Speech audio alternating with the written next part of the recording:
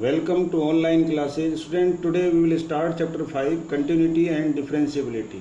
अभी तक हम चैप्टर 4 जो है कंप्लीट कर चुके हैं, लेकिन ये जो चैप्टर 5 है वो उससे रिलेटेड नहीं है। चैप्टर 5 जो है आपने 13 चैप्टर पढ़ा है क्लास 11th में, उसी का ये एडवांस फॉर्म है। वहाँ पर आपने लिमिट्स को सीखा था, तो आज हम लिमिट्स को बेस बनाकर आगे कंटिन्यूटी को सीखेंगे। कंटिन्यूटी और डिफरेंशिएबिलिटी जो ये चैप्टर है उसमें पहले हमारा कंटिन्यूटी है। तो एक्सरसाइज 5.1 स्पेशली कंटिन्यूटी से डील करती है। तो कंटिन्यूटी को समझने से पहले कुछ बेसिक टर्म्स हैं वो सीखते हैं, उसके बाद आप कंटिन्यूटी समझेंगे। और बेसिक टर्म्स में पहले आता है लिमिट, जो आप 11th में पढ़ चुके हैं। मैं थोड़ा रिवाइज कर देता हूँ ताकि आप रिफ्रेश हो जाएंगे। देखिए, द लिमिटेड और अप्रोक्सीमेट जो वैल्यू होती थी फंक्शन की in the neighbourhood of A given point से ए इज कॉल्ड लिमिट, ये हम पहले पढ़ चुके हैं 11th क्लास में।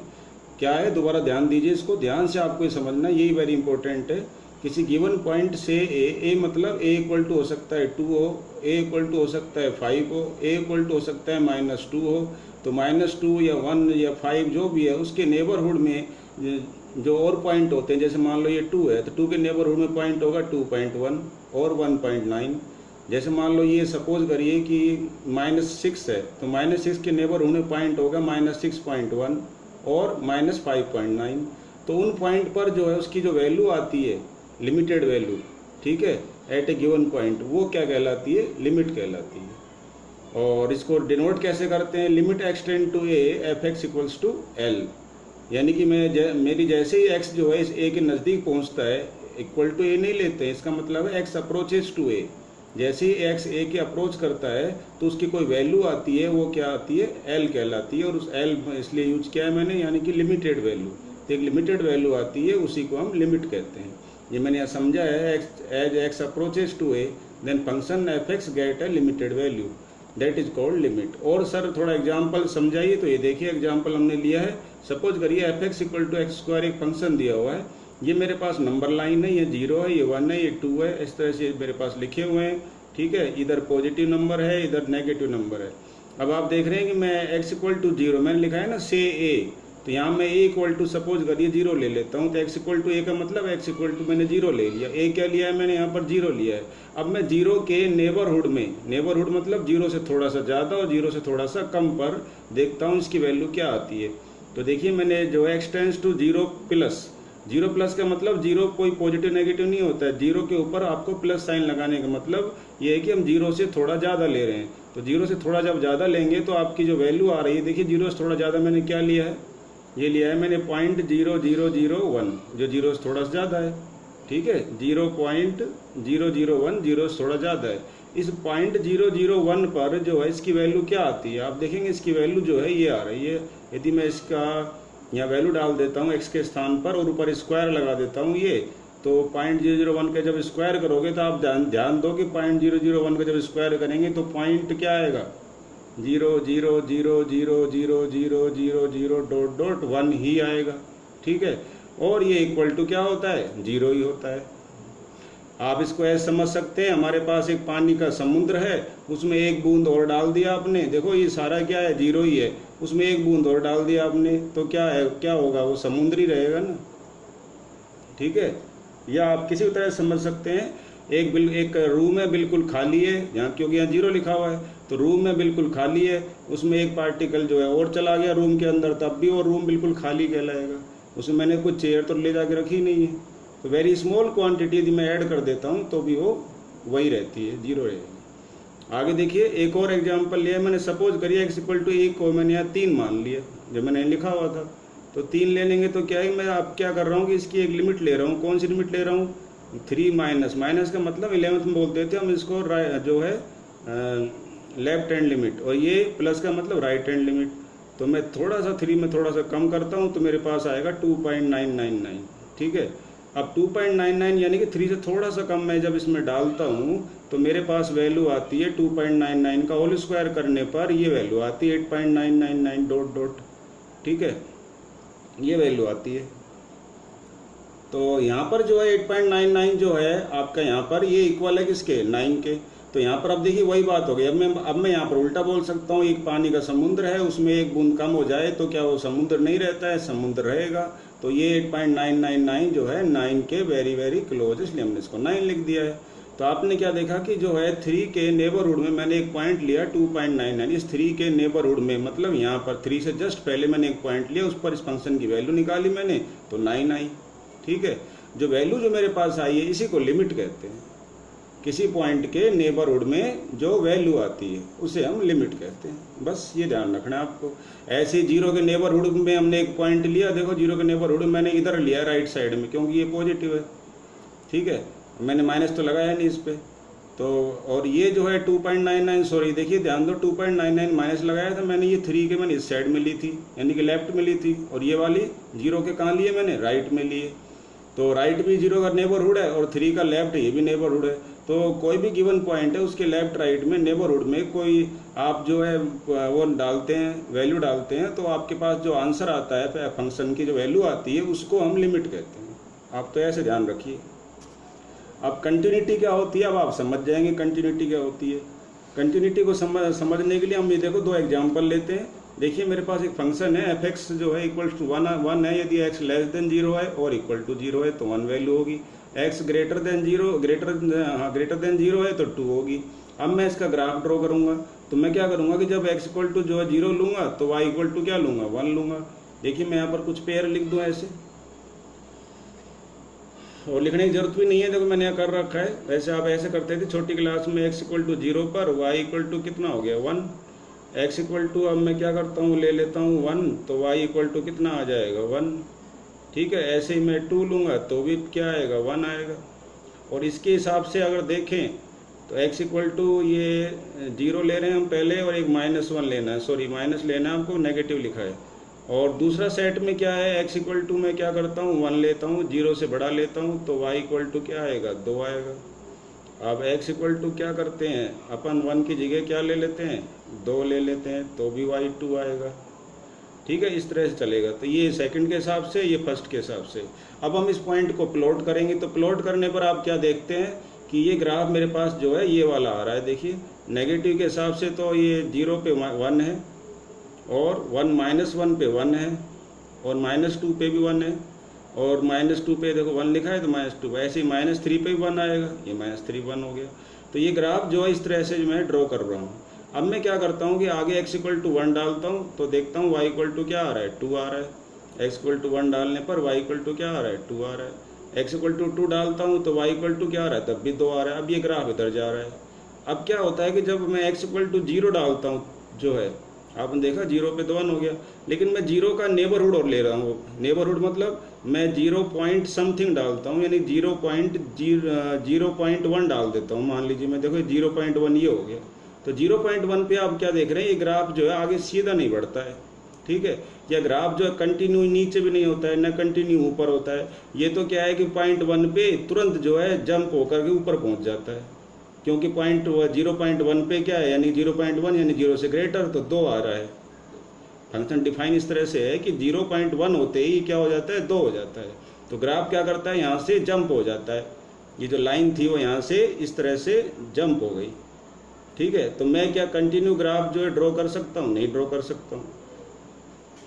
तो ये जो ग्राफ है मेरा पास क्या हो गया, जो है डिसकंटिन्यूअस हो गया। तो देखिए थोड़ा मैं समझा देता हूँ। वो देखिए, from the graph the value of the function at near by points पर ऑन एक्स एक्सिस पर, जैसे सपोज करिए नियर पॉइंट लिए मैंने, 1 के नियर पॉइंट लिया 0.9 और 1 का नियर है 1.1, तो इसके नज़दीक में क्या है, एक तो 1.1 है और एक क्या है 0.9 है। उस पर तो ये कंटिन्यूस आ रहा है, ये मैं पॉइंट मिलाता हूँ तो कंटिन्यूस ग्राफ आ रहा है। ऑन एक्सिस पर remains close to each other, तो वैल्यू क्या आती है, वेरी क्लोज आती है एक दूसरे की। यानी कि मैं 0.9 डालूंगा तब भी 1 आएगी, 1.1 डालूंगा तब भी जो है 2 आएगी। 0.9 पर क्या वैल्यू आएगी 2 आएगी, और 1.1 पे भी 2 आ गई। तो वैल्यू क्या आ रही है, वेरी क्लोज आ रही है। लेकिन x इक्वल टू 0 पर क्या हो रहा है, and at points near and to the left of 0, 0 के जो नियर पॉइंट्स है देखिए, दैट इज माइनस का 0.1 लेंगे, माइनस का 0.01 लेंगे, माइनस का 0.01 लेंगे, यानी कि ये पॉइंट, ये जो 0 है इसके बगल में जो है -0.1, -0.01, -0.001। तो यहाँ जो मैं पॉइंट लूँगा लगातार उन पर वैल्यू देखूंगा तो वो आ रही है 1, ये देखिए। लेकिन इस 0 के नेबरहुड में राइट साइड में जब मैं देखता हूँ तो देखिए ये प्लस का 0.1, प्लस का 0.01 और प्लस का 0.001 जो है, ये देखिए मैं सारा दिखा रहा हूँ आपको। पॉइंट प्लस का 0.1, प्लस का 0.01, प्लस का 0.01 पर क्या हो रही है, जो वैल्यू ऑफ द फंक्शन है क्या हो रही है, वो 2 आ रही है। तो 0 के राइट वाले नेबरहुड में तो क्या आ रही है, 2 आ रही है वैल्यू इन सब पॉइंट्स पर, जो कि 0 से बड़े हैं ये पॉइंट, उस पर तो 2 आती है। और 0 के जो लेफ्ट वाला नेबरहुड है उसमें वैल्यू कितनी आती है, आप देख रहे हैं 1 आ रही है। तो लेफ्ट वाले नेबरहुड में 1 और राइट वाले में 2 आ रही है, तो दोनों वैल्यू क्या है, आपस में इक्वल नहीं है। तो left hand limit right hand limit के इक्वल नहीं है। इस केस में हम ऐसा बोलते हैं, जब किसी पॉइंट के नेबरहुड में एक साइड में कुछ वैल्यू आती है, दूसरी साइड में कुछ अलग वैल्यू आती है, तो बोलते हैं दोनों वैल्यू इक्वल नहीं आ रही है। और उसको इस तरह से लिखते हैं, माइनस लगाएंगे तो लेफ्ट नेबरहुड कहलाएगा, प्लस लगाएंगे तो राइट नेबरहुड कहलाएगा। और दोनों इक्वल नहीं आ रही है तो नॉट इक्वल लगा दो। अब आप देखिए कि आपने सीखा क्या, आपने क्या सीखा, आपने ये सीखा कि if we draw the graph, यदि हम ग्राफ ड्रॉ करते हैं तो वी कैन नॉट ड्रॉ इट इन 1 स्ट्रोक। आपने देखा मैं जब ड्रॉ कर रहा था तो कंटिन्यू 1 स्ट्रोक में ड्रॉ नहीं कर पाया, मैंने बोला कि ये तो ग्राफ जंप कर रहा है ऊपर। तो विदाउट ना लिफ्टिंग द पेन, बिना जो है पेन को लिफ्ट किए हुए मैं उस ग्राफ को ड्रॉ नहीं कर सकता एक सिंगल स्ट्रोक में। एक बार आप चाहें दोबारा देख सकते हैं। ये देखिए मैं ग्राफ को जो है पहले मैंने ऐसे ड्रॉ किया, यूँ चल रहा था, उसके या ऐसे मान लीजिए हम नेगेटिव से इधर 0 की तरफ आ रहे हैं, यहाँ तक आ गए। अब उसके बाद जैसे 0 से थोड़ा सा आगे जाते हैं तो मुझे क्या है कि ग्राफ जो है, ग्राफ ड्रॉ करने के लिए पेन को लिफ्ट करना पड़ता है। ऐसे ऐसे में आया, अब मुझे यहाँ जाना पड़ रहा है, तो पेन को लिफ्ट करना पड़ रहा है, उठाना पड़ रहा है किस पर, इस पेपर पे। तो जब पेपर पे पेन को उठाना पड़े तो समझ लीजिए कि ग्राफ आपका डिसकंटिन्यूअस है, ठीक है। तो विदाउट लिफ्टिंग में जो है पेन को जो है पेपर, प्लेन और पेपर से जो है बिना लिफ्ट किए मैं नहीं खींच पा रहा था, इसलिए ग्राफ कैसा कहलाएगा, डिसकंटिन्यूअस। और फंक्शन फिर डिसकंटिन्यूअस कहलाएगा गिवन पॉइंट x = 0 पर, क्योंकि 0 के नेबरहुड लेफ्ट में और राइट में ऐसा हो रहा था कि अलग अलग वैल्यू आ रही थी, इसलिए ग्राफ जो है जंप कर रहा था। अगला केस और देखते हैं कि एग्जाम्पल और है, इससे और क्लियर होगा। एक फंक्शन है मेरे पास, इस तरह से है कि जब 0 नहीं होता है जब तो वैल्यू 1 आती है, और जब फिक्स 0 होता है तो 2 आती है। इसका भी ग्राफ ड्रॉ करते हैं। देखिए भाई x = 0 पर कितनी वैल्यू है, 2 वैल्यू है। y = कितना है, 2 है। x = जो है 1 लेते हैं अपन, क्या लेते हैं, 1। तो y = कितना आता है, 1 आता है। देखिए x = 1 लेंगे तो y = 1 आएगा, ये डिफाइन है यहाँ से। और x = अगर हम 2 लेंगे तो y = भी 2 आएगा, ये देखिए y = 1 आएगा, सॉरी। और x = यदि हम -1 लेंगे तो y = क्या आएगा, तब भी जो है 1 आएगा। x = -2 लेंगे तब भी y = 1 आएगा। तो y की वैल्यू क्या रह रही है, बार बार कांस्टेंट रह रही है। लेकिन यहाँ पर एक टर्निंग पॉइंट आता है, मैं x = -2 लेता हूँ y 1 आता है, x = मैं -1 लेता हूँ y 1 आता है। लेकिन x = जैसे हम यहाँ पर क्या करते हैं, 0 लेते हैं तो y = 1 नहीं आता है, क्या आता है, y = 2 आता है, ये देखिए। तो ये ग्राफ जो था ये कंटिन्यू देखो इस तरह चलता गया और बाद में जो है ये ग्राफ जो है अगेन क्या हो गया, ब्रेक हो गया। और x = जो है जैसे ही हम 0 से बड़ा लेते हैं वापस वही 1 आने लग जाता है, लेकिन बीच में ब्रेक हो जाता है, इसलिए हमने ये खाली सर्किल दिखाया है, ठीक है। तो ये ब्रेक होकर के देखिए ये पॉइंट यहाँ जंप हो रहा है, तो हमें ये ग्राफ क्या हो रहा है, ब्रेक हो रहा है।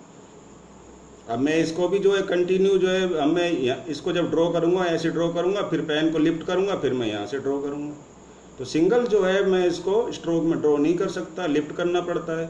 तो आप ये ध्यान रखिए कि ग्राफ यहाँ से ब्रेक हो रहा है। तो ग्राफ यदि ब्रेक हो रहा हो तो भी जो है ग्राफ क्या होता है, डिसकंटिन्यूअस होता है, और उस केस में भी हम फंक्शन को डिसकंटिन्यूअस मानते हैं।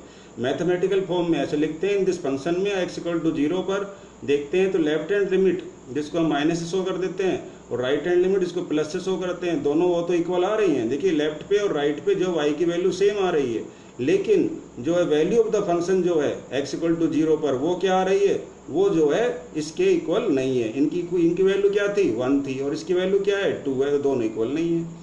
क्योंकि फंक्शन कंटिन्यूस जब होता है तो लेफ्ट हैंड लिमिट और राइट हैंड लिमिट और वैल्यू ऑफ द फंक्शन तीनों इक्वल होती है। तो लेफ्ट राइट की वैल्यू तो इक्वल है, लेकिन फंक्शन की वैल्यू इक्वल नहीं है।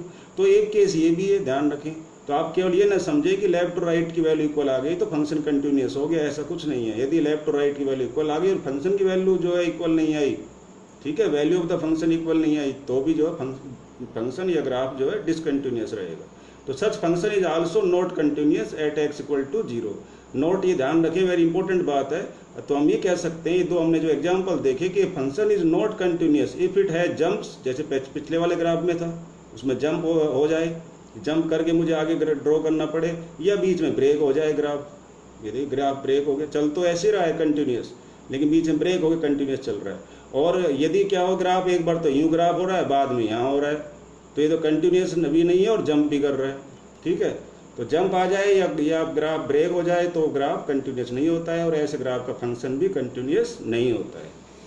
अब हम इसकी फाइनल डेफिनेशन बता देते हैं आपको। देखिए ये हो गई, यदि एफ एक रियल वैल्यू फंक्शन है और सी क्या एक पॉइंट है in the domain of F, F कोई रियल वैल्यू फंक्शन है और सी कोई पॉइंट है। फंक्शन में जब कोई पॉइंट लेते हैं, 11th पढ़ चुके हैं, तो उसके डोमेन के में लेते हैं।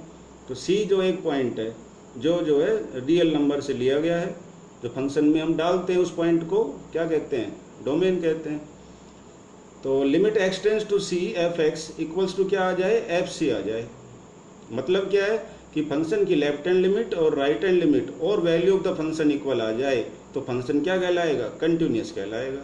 तो ये जो ध्यान रखिए कि जो मैंने लिखा है लिमिट एक्स टेंड टू सी और इस पर कोई निशान नहीं लगाया, इसका मतलब है ये लेफ्ट हैंड और राइट हैंड लिमिट दोनों का कॉमन सिंबल हो गया। ठीक है, तो यानी कि लेफ्ट और राइट हैंड लिमिट दोनों इक्वल आ रही है, किसके, वैल्यू ऑफ फंक्शन के। और चाहे तो आप इस बात को ऐसे भी लिख सकते हैं, इसको आप एक्सपेंडेड फॉर्म में लिखेंगे, limit X tends to minus X tend to plus, और ये वाला एज इट इज इस तरह भी लिख सकते हैं। तो यहाँ क्लियर आपको दिख रहा है, left hand limit right hand limit equal हो जाए किसके, वैल्यू ऑफ द फंक्शन के, तो फंक्शन कंटिन्यूस होता है। और साथ में ये भी ध्यान रखना है आपको, फंक्शन डिफाइन भी होना चाहिए। फंक्शन डिफाइन का मतलब यदि फंक्शन की वैल्यू ही डिफाइन नहीं है, फंक्शन की वैल्यू एग्जिस्ट नहीं है, तो जो उसकी लेफ्ट और राइट हैंड लिमिट इक्वल कहाँ से आएगी फिर। ठीक है, तो पहले तो फंक्शन ही डिफाइन होना चाहिए, जब तो फंक्शन की वैल्यू आएगी। जब फंक्शन डिफाइन नहीं है तो वैल्यू नहीं आएगी, वैल्यू नहीं आएगी, फिर दोबारा से फंक्शन क्या हो जाएगा, डिसकंटिन्यूस हो जाएगा। तो ये बात भी ध्यान रखने की। Not if F is not continuous at C, मान लीजिए कोई फंक्शन है वो कंटिन्यूस नहीं है एट सी, मतलब कोई पॉइंट है सी इक्वल टू 2 हो सकता है, C equal to 5, C equal to -3, पर ये क्या है कि वो कंटिन्यूस नहीं है, मान लो कोई फंक्शन, तो सी फिर क्या कहलाएगा, वो 2 है, मान लो सपोज मैंने 2 ले लिया, तो 2 क्या कहलाएगा, इज पॉइंट ऑफ डिसकंटिन्यूटी, और फंक्शन इज कॉल्ड डिसकंटिन्यूस। उस फंक्शन को फिर हम डिसकंटिन्यूस भी कहेंगे, then function is called discontinuous. ठीक है, ये ध्यान रखना है आपको। अब देखिए एक दो थ्योरम हो रहा है जो एक्सरसाइज 5.1 करने से पहले इन थ्योरम को देख लेते हैं। वेरी इजी थ्योरम है। एफ और जी मान लीजिए दो रियल फंक्शन है, तो ध्यान रखें यदि कोई दो रियल फंक्शन दे रखे हैं सेपरेट, तो उनका जो एडिशन होता है वो भी कंटिन्यूस फंक्शन होता है एक्स इक्वल टू सी पर, और सी बिलोंग करता है आर से, और उनका प्रोडक्ट जो है सब्ट्रैक्शन भी जो है कंटिन्यूस फंक्शन होगा, और जो उनका प्रोडक्ट है वो भी कंटिन्यूस होगा, और उनका डिवीजन जो होगा वो भी कंटिन्यूस होगा। ठीक है, तो ये ध्यान रखना है आपको, यदि दो फंक्शन सेपरेट जो है रियल वैल्यू फंक्शन है, तो उन दोनों फंक्शन का प्रोडक्ट, डिवाइड, एडिशन, सब्ट्रैक्शन सब कंटिन्यूस होते हैं। अगर आपके पास सेकंड थ्योरम की बात करें तो देखिए इसमें क्या है, वो ये है कि लेट एफ और G are two real value function है, दो रियल वैल्यू फंक्शन दे रखे हैं एफ और जी। ठीक है, और इस तरह से दे रखे हैं कि जो उनका जो कंपोजिट फंक्शन है वो डिफाइंड है, इन दोनों से बनने वाला जो कंपोजिट फंक्शन है जो चैप्टर 1 में आप पढ़ चुके हैं, तो कंपोजिट फंक्शन वो होता है जो दो फंक्शन से मिला के बनता है, उसको डिनोट एफ ओ जी से करते हैं, उसको पढ़ते हैं एफ ऑफ जी यानी डिफाइंड। तो दो फंक्शन दे रखे हैं अलग अलग, और उनका कंपोजिट फंक्शन डिफाइन है, यानी कि उसकी कोई वैल्यू आ रही है, और एफ ऑफ, और इसी कंपोजिट फंक्शन को इस तरह से भी लिखते हैं एफ ऑफ जी एक्स। पढ़ेंगे कैसे इसको, एफ ऑफ जी एक्स, चाहे ऐसे पढ़ लो चाहे ऐसे पढ़ लो। Then at X equal to C पर, और सी किससे बिलोंग करता है, आर पर, क्योंकि रियल वैल्यू लिखा है, तो X equal to C belongs to R. यदि जो है दोबारा सुन लीजिए, एफ और जी दो रियल वैल्यू फंक्शन है, उनका एक कंपोजिट फंक्शन है एफ जी एक्स, वो जो है एक्स इक्वल टू सी पर डिफाइन है, तो देन जो है क्या होगा, उनका जो कंपोजिट फंक्शन है ये वाला, यानी कि ये वाला, वो कंटिन्यूस कहलाएगा एक्स इक्वल टू सी पर। लेकिन कब, शर्त है उसके लिए, शर्त ये है कि जी जो है कंटिन्यूस हो अलग से, और एफ भी कंटिन्यूस हो अलग से, लेकिन एफ कंटिन्यूस किस पर हो, जी सी पर। मतलब क्या है सर, समझ नहीं आया तो देखिए और बता देते हैं, एग्जाम्पल से क्लियर हो जाएगा। तो यानी कि दो फंक्शन है, उनके अलग अलग जो से कंबाइंड होकर बनने वाला फंक्शन कंटिन्यूस कब कहलाएगा, जब वो सेपरेट कंटिन्यूस हो। देखिए एफ एक्स एक फंक्शन है साइन एक्स स्क्वायर, अब इसमें से जो इंटरनल फंक्शन है एक्स स्क्वायर, आप ऐसे तरकीब से याद करो, इंटरनल फंक्शन अंदर वाला एक्स स्क्वायर, उसको मैंने मान लिया एच एक्स, अंदर वाले को हम देखो ये अंदर वाला जी है, तो ऐसे मैंने एच एक्स मान लिया है, जी की जगह मैंने एच लिया है और ऐप की जगह जी लिया है, ठीक है।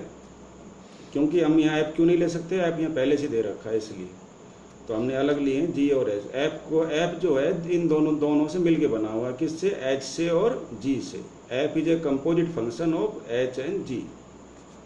अच्छा, अब हम ये जानते हैं कि that separate sine X function, अलग से पढ़ चुके हैं हम 11th में भी, उसका एक ग्राफ होता है साइन एक्स का। तो साइन एक्स क्या होता है, कंटिन्यूस फंक्शन होता है फॉर एवरी जो है रियल नंबर के लिए। और एक्स स्क्वायर जो आल्सो है वो भी एक कंटिन्यूस फंक्शन होता है, जो कि पोलिनोमियल फंक्शन भी है, क्वाड्रेटिक पोलिनोमियल है, और ये भी जो है किसी भी रियल नंबर के लिए कंटिन्यूस फंक्शन होता है। तो आप क्या देख रहे हैं, दोनों फंक्शन सेपरेट कंटिन्यूस है, एच बी और जी बी, ठीक है। अब यही हमारा रूल था, यदि जी जो है कंटिन्यूस हो और एफ भी कंटिन्यूस हो तो उनका जो कंबाइंड फंक्शन है वो भी कंटिन्यूस होगा। तो अब देखते हैं कंबाइंड में कंटिन्यूस है कि नहीं। तो देखिए हम यहाँ पर लिख रहे हैं G of H X equals to होता है जी ऑफ एच एक्स। अब जो जी एच एक्स में जो एच एक्स की वैल्यू है मेरे पास क्या है, एक्स स्क्वायर है, देखो ये रही, ठीक है। अब जी एक्स को हम क्या लिखेंगे भाई, जी एक्स को हम क्या लिखते हैं, साइन एक्स, एक्स होता है तो साइन एक्स लिखते हैं, एक्स क्यूब होगा यहाँ पर तो साइन एक्स क्यूब आएगा। अब मेरे पास एक्स स्क्वायर लिखा है तो मैं साइन एक्स स्क्वायर लिखूंगा, और ये किसके बराबर है, एफ एक्स के। अब चूंकि हमने ये कह दिया है कि ऊपर की थ्योरम से जब ये दोनों अलग अलग कंटिन्यूस है तो जी ओ एच भी क्या होगा, कंटिन्यूस होगा। अब जी ओ एच कंटिन्यूस होगा तो जी ओ एच किसके बराबर है, एफ एक्स के, ठीक है, तो एफ एक्स भी कंटिन्यूस होगा। तो इससे प्रूव हो गया कि ये फंक्शन जो दे रखा है एफ एक्स, ये क्या है, कंटिन्यूस है। कैसे प्रूव किया हमने इसको कंटिन्यूस है, हमने इसको दो पार्ट में ब्रेक किया, इंटरनल अलग ले लिया और एक्सटर्नल फंक्शन अलग कर दिया। अब इंटरनल वाले को प्रूव बताया कि ये कंटिन्यूस है, फिर बोला एक्सटर्नल जो है वो भी कंटिन्यूस, हमने ये बोला। देखिए इंटरनल वाला क्या था, एक्स स्क्वायर, ये रही कंटिन्यूस है। एक्सटर्नल वाला क्या था, साइन एक्स, हमने बोला ये भी कंटिन्यूस है। फिर दोनों का कंबाइंड भी कंटिन्यूस होगा फिर, क्योंकि ये थ्योरम है, तो कंबाइंड भी कंटिन्यूस है। अब कंबाइंड बराबर है एफ एक्स के, तो हम बोलेंगे एफ एक्स भी कंटिन्यूस है। तो मैंने यहाँ लिख दिया है, इसके बाद यहाँ लिखा है देखिए, therefore F X equal to sine X is continuous function hence proved. तो ये भी आपके सवाल है, इस तरह के सवाल भी आ सकते हैं, ठीक है। तो आज कॉन्सेप्ट है आपके एक्सरसाइज 5.1 का ये सारा पूरा हो चुका है। इसमें इतना ही, अगले पार्ट में हम जो क्वेश्चंस करेंगे। Thank you.